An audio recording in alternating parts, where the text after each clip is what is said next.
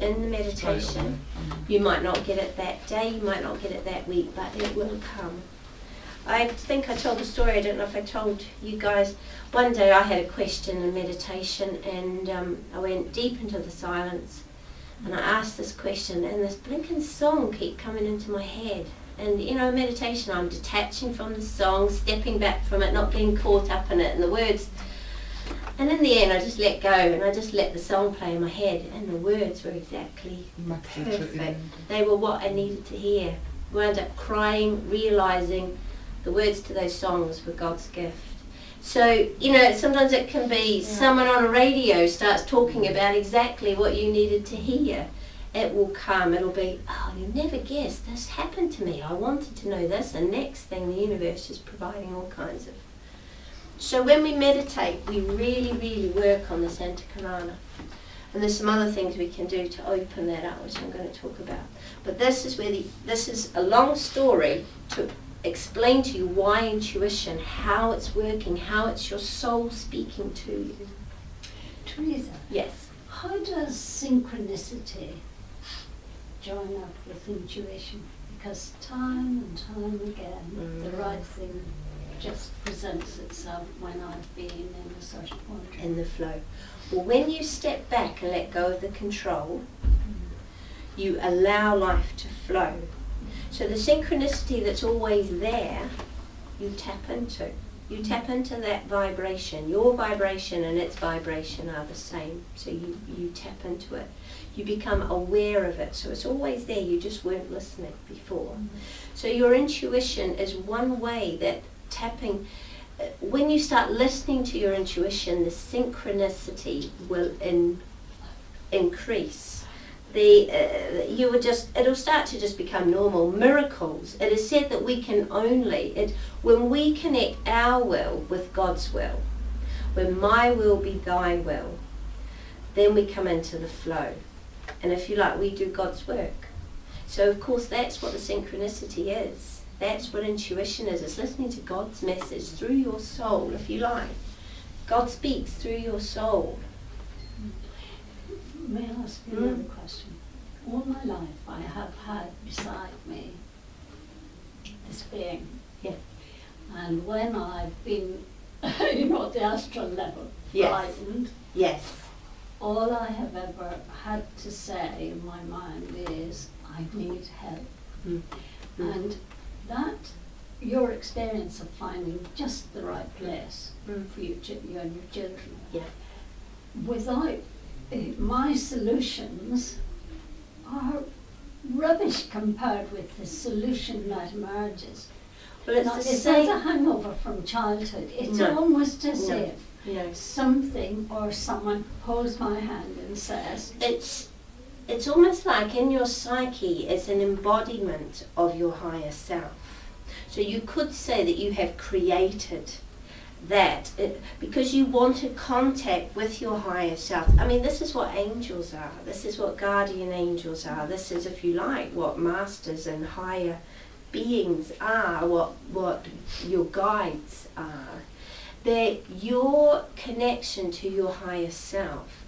Now they will present in your mind, they will present themselves to you in a way that you are comfortable with. So that if you feel like my little twins have known since they were small, I've always taught them, you have a guardian angel, anytime you need you can ask. This angel can't help you unless you ask.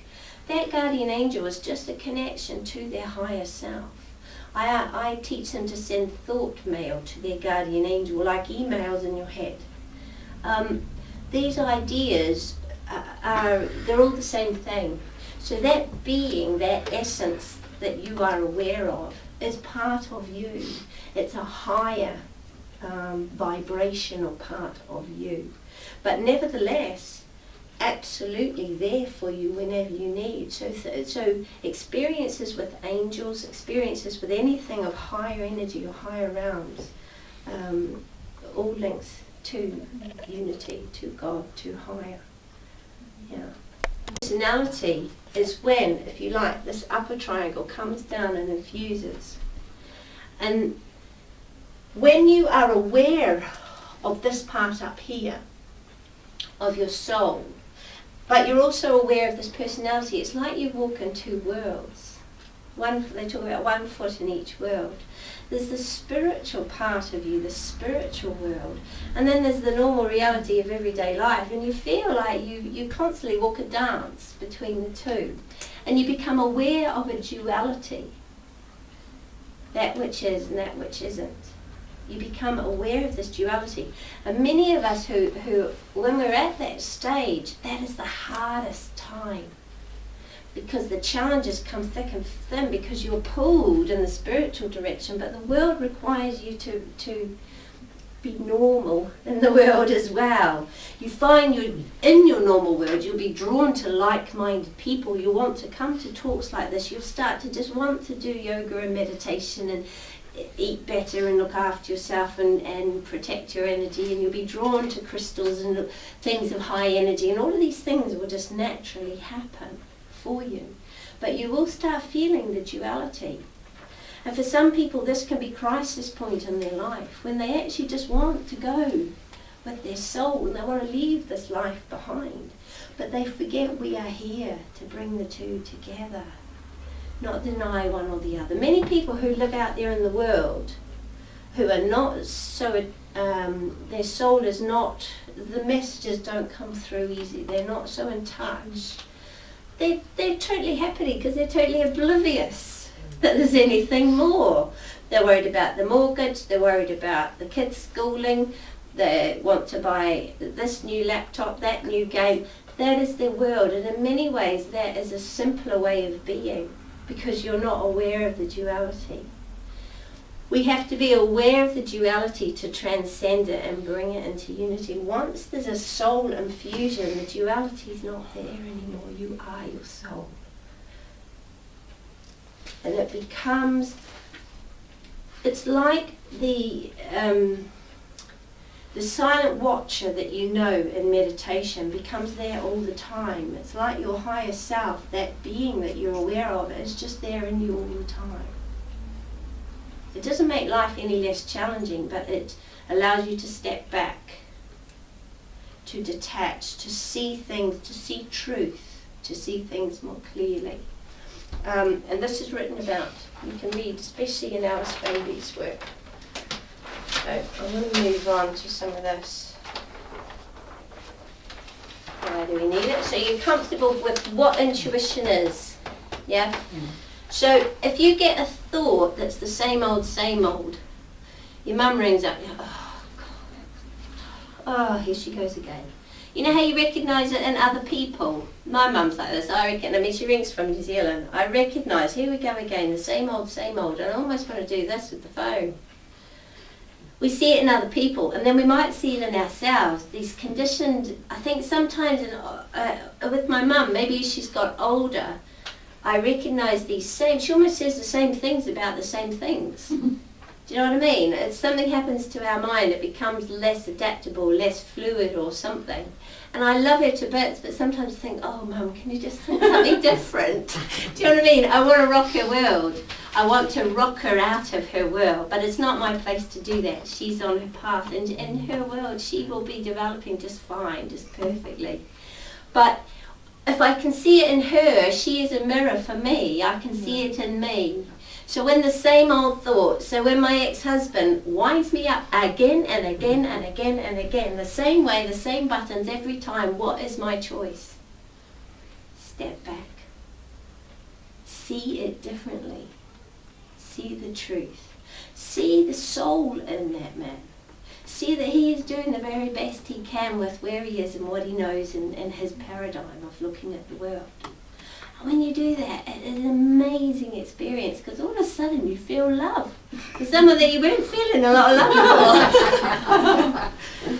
And these kind of moments show us that we can transcend very quickly, often. Do you know what I mean? And so what I guess I'm saying is that when you have those moments, you recognise that a lot of your thoughts are the same old thoughts day in, day out. Would you like to have a rest from them? Yeah. And the thing is, you can turn them down. It's like the static on the radio. You can retune so you've got a better channel. So changing the attitude, isn't it? Yes, yes. But what I have found in my own experience that meditation is the key, because when you're meditating you step back from your thoughts. It enables you to do it in everyday life. And it's a very powerful thing to be able to do. And it helps you to recognize the intuition when it comes through, because it's completely different to those thoughts. It's not things you normally think. Can I ask you what depression is linked with? Is it a past life thing? Or? Can be all sorts of things. From a yogic point of view, from an energy point of view, which is I suppose that's my orientation. It's a blockage in Manipura chakra here. Yeah. Now the Manipura chakra, I mean we're jumping ahead, but we'll do this because you've asked me. If you like, the chakras in the body relate to the personality and the soul. So the higher chakras tend to link in more with the higher self, and the lower chakras with the more personality with self. So this one stands as the gate between the two. So really, when we're at that stage of opening up the antakarana, this one tends to give us a lot of bother. Okay. This is where your emotional attachments will be found. So old emotional traumas from this life and past lives, unfortunately, we don't just often have to deal with this one, sit. And they can physically sit. You can actually physically find them if you go looking. They sit in the energy here. And part of your development, part of your personality integration and coordination is to deal with those, to come to peace, to return to love with those. Now that can be exceedingly painful to do that as a process. You can actively pursue that. They will come along in the normal course of things. For everyone, they always do. You will meet people in your life that trigger your stuff, your issues. Bring them up like a mirror for you to look at, and you're like, oh, go away, I really don't want to look at that. Or you can actively pursue. You can do things like Tai Chi, yoga. You can have different healing, Bowen technique, Qigong. Massage sometimes will trigger them. Some of the masseuse will be some point around your shoulder, and all of a sudden you're crying. We're like, what was that about? And that was some trauma that was trapped in your shoulder. So they physically manifest. When they just get so blocked that the energy can't flow through the chakras, that's when we go into depression. And it's almost where we can't pull ourselves out of it with our own mind. And I had postnatal depression after my second son, so I know this place, and it's a dark, dark place. It's a place where you would like to go off and be your soul and soar away as a spirit, because you're really not very keen on the physical reality down here. But you know that, you need to work through it and free up the energy. Now, as you relinquish... Inflammation there, yes, it often gives you trouble with your tummy, with your liver. Because your liver is where a lot of depression is unexpressed anger. Especially anger where at the time we didn't know how to express it, we didn't feel comfortable expressing it. So it gets trapped. And when it builds up enough, the energy stops flowing. So in depression, even though you will be exhausted, there's still actually plenty of energy in your body, it's just not moving. The meridians and the nadis will be blocked, your lymph system will be sluggish, there'll be lots of physical symptoms.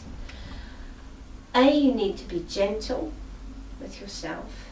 You need to step back and allow those feelings, that anger, those emotions, those traumas to come up and be healed. Just, as soon as they come up, don't run from them, face the fear and do it anyway, as the book says. And as you do, gradually your energy, this will unblock.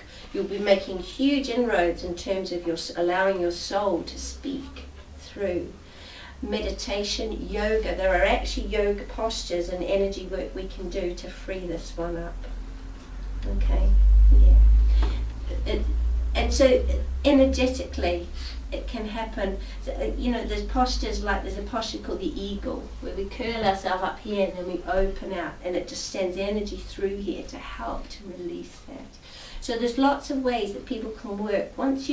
Just me mentioning it to you today is probably all that's needed to help that process. Because once you're aware of it, you cannot not. It's part of of your moving on to do that. But it's good to understand, because what you do when you free it up is you lift this energy up into this chakra and you start to live a heartfelt life. You start to live from unconditional love. You start to live your path and your path of service.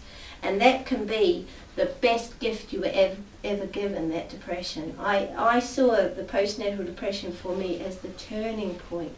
It's when my soul's knocking on the door really, really up the volume. That was really when I changed.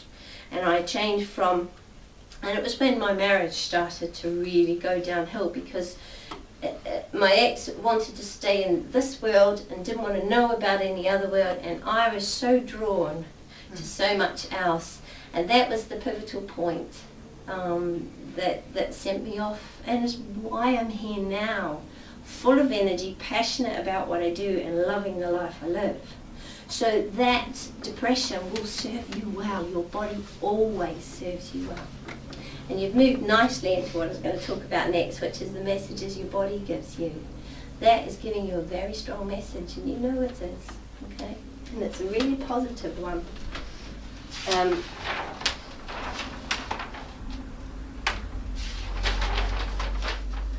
Okay. Listening. I got bored with words. Sorry, I'm a very visual person, and I thought, I need some pictures here. Listen.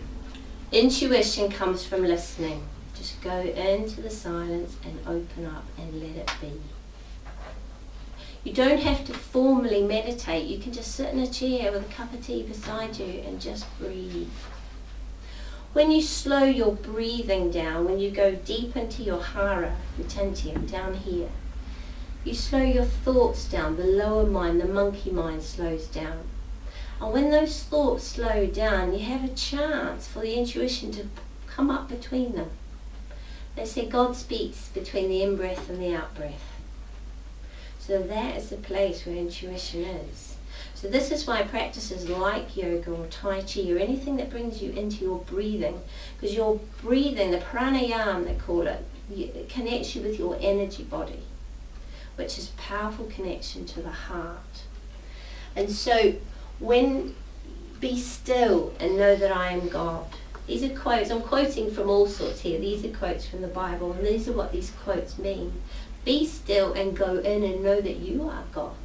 Listen to your God, if you like. Man, know thyself. Okay? So your soul speaks through your body. And it can be quite literal. My body's incredibly literal. If I'm feeling a lack of support, I get sore back. Yeah. If someone, I have recently, as you might gather, recently had some issues with my ex-husband, who's kind of pulling away from childcare support, and obviously, you know, I don't want that to happen. I had a pain in my neck. Problems with this meridian going down here, my liver meridian. Liver meridian is anger. Was blocked. A lot of unexpressed anger. Didn't feel safe to express anger with him. Yeah. All of this, your body is so literal. Sore eyes, what are you not seeing? Problems with your ears, what are you not hearing? What don't you want to hear? What don't you want to hear?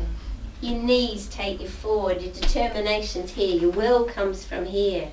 Heart problems, you know, quite often it sounds an awful thing to say, but after someone has had a major emotional trauma, they often have problems with their heart or with the circulation. Your body can be quite literal, and you can get books where you look at that, but really it'll tell you, look at your own words, listen to your own words. I go and see a psychic healer every now and then. He's a really good friend of mine, and he makes me laugh, because half the time all he does is repeat back to me what I've just said. And I suddenly realised I've just answered my own question. Yeah. It's just I couldn't hear it. He heard it and reflected it back to me. I'm like, ugh. And now I've come and paid you money. I didn't have to pay you money. It was there all the time. So that's the other thing. I have a friend, Olivia, who teaches Be Your Own Guru. There is nobody who has better wisdom on how to run your life, how to live your life than you. No, higher authority. We often look for someone who's wiser, someone who knows the answers. Actually, you know the answers. But it's just trusting that, isn't it? It's getting rid of the conditioned baggage that I'm no good, I don't know. And I think, don't take this the wrong way, John, but women tend to doubt themselves more than men often, not always. But it's a bit of conditioning we perhaps share. You see you all nodding. Yeah, you probably know from your own experience. So that's our dweller on the threshold, they call it. That's for us to look at. Men have other ones that we don't even have to deal with so much, which, you know. When you follow your intuition, you feel like this guy. You feel lighter. Have you ever someone say, oh, it's like a weight off my shoulders. Oh, I feel lighter. Or when someone goes through a major change in their life and they have made a big decision, everyone's going, well, what are you doing? They're skipping about the place. You know, you see people who are 60 odd acting like they're 30 odd, because when you follow your intuition, you feel energized, you feel lighter, physically lighter. Your energy has a higher vibration, you have more light, if you like. You feel passionate. If you feel passionate about something, that's where you should be going. That's a very good indication of a direction that will serve you well. I've talked about the connections of breath and the thoughts. Your heart, they're doing a lot of studies now. It's lovely. Science and spirituality coming together. It's great. Science looking for God at the moment. It's wonderful. They've found that your heart, your physical heart, they can measure an electromagnetic field around your heart. It's something like, what was I reading? 1,000 times greater than the magnetic field around your brain. So we are literally, if someone came down to our planet, they would just see these pulsating hearts. So we are hearts rather than minds, if you like. And this heart energy, the vibration changes depending on how you're thinking and feeling. So if you're thinking really positively, if you like, or you're feeling good and joyous, that's really positive. It's a healing vibration. Other people will feel it, but every cell in your body will feel it. And apparently what it does, it switches on positive DNA and switches off any negative DNA you've got. And I've got a DVD the other week. About cells and like how they affect you and how they talk to you and stuff like Biology of Belief, Bruce Lipton's work. Yeah, he does a lot of, Candace Hurt does a lot of work on this. So science are coming together and saying, you know, we are our hearts, really. And so if you listen, the heart is the key. And this is where it's the key to your health as well as the key to developing this intuition. Okay. Grounding, connecting with earth energy. This is another way that your body serves you well. If you've been too much up in your head, especially that monkey mind, or if you're like me, you're just multitasking to a stupid proportion. You know, you really think oh yeah, I can have, 20 plates spinning at once, no problem. And then they all come crashing down and you're grounding through the earth. Because we've often forgotten the feminine. Okay, we forget the connection with the earth. The earth energy is a divine feminine energy. It comes up through our feet, we can breathe it in. It's nurturing. It's the yin of the yin and yang. We need it. No, I won't jump ahead, I'll come back to that.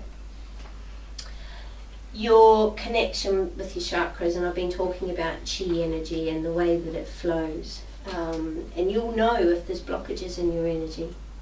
You'll know. You'll just, I just don't feel right. I haven't got any energy. You won't have any vitality. It's not just energy from eating food. It's more than that. It's your vital energy. And you know when someone does something that they love. Doesn't matter. For me, for example, I love singing. I've only discovered my voice probably I think my throat chakra is opened in the last couple of years. And not only in speaking, but in singing as well. And even though I had this cold, this chesty cold brewing, I went karaoke singing last week with my friend. Now, it doesn't matter what sort of physical state my body's in. When I sing, I am full of energy.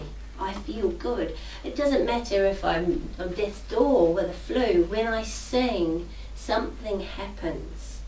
And so this is connecting with that. Freedom. It's a freedom. That's exactly right. It's a freedom. And that is in listening to your intuition. If you have moments in your life where you can connect with that, that is connecting with your soul. That is feeding your soul. It is. It might be that for you it's walking in the mountains. It might be painting. It might be when you stroke the cat. It might be your kids. There'll be something that gives you that connection. Often I say to people it's connecting with the earth, because we forget. We often lose our connection with the earth and feel disconnected. We've talked about releasing some of these emotional energy blocks that help to free up. What have I got next? Right, I think I've talked about some of this, but we'll skip through.